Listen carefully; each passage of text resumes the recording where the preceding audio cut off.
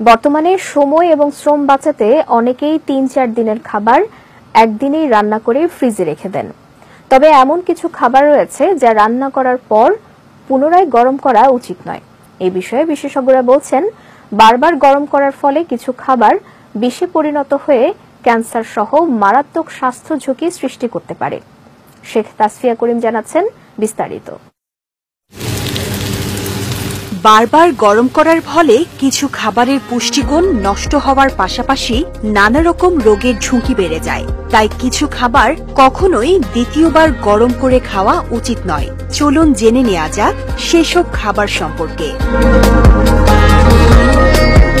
ভাত অনেকেই দ্বিতীয়বার গরম করে খান, তবে ভাত দ্বিতীয়বার গরম করে খেলে হতে পারে ডায়রিয়ার মতো ভয়ঙ্কর রোগ, সঙ্গে বেড়ে যেতে পারে বমি বমি ভাব। বিশেষজ্ঞদের মতে ভাত যত ঠান্ডা হয় তাতে তত ক্ষতিকর ব্যাকটেরিয়া জন্মায়। সেই ঠান্ডা ভাত যখন আবার গরম করা হয় তখন ওই ব্যাকটেরিয়ার প্রভাব বেড়ে যায়, ফলে তা শরীরে নানা রকম রোগের জন্ম দেয়। বিশ্বের অন্যতম জনপ্রিয় পানীয় চা। অনেক সময় কাজের ব্যস্ততায় বানানো চা ঠান্ডা হয়ে যায়, তখন অনেকেই তা আবার গরম করে পান করেন। কিন্তু দ্বিতীয়বার গরম করলে চায়ের মধ্যে অ্যাসিডের মাত্রা বেড়ে যায়, যা হজমের সমস্যা এবং পাকস্থলীর জটিলতা সৃষ্টি করতে পারে। তাই চা কখনোই পুনরায় গরম করে খাওয়া উচিত নয়।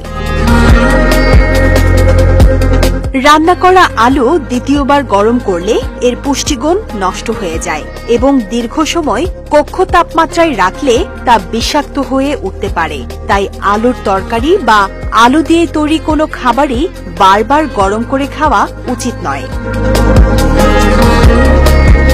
ডিম দিয়ে তৈরি কোনো খাবার বা রান্না করা ডিম একাধিকবার গরম করা উচিত নয়, কারণ পুনরায় গরম করলে এতে বিষক্রিয়ার আশঙ্কা থাকে।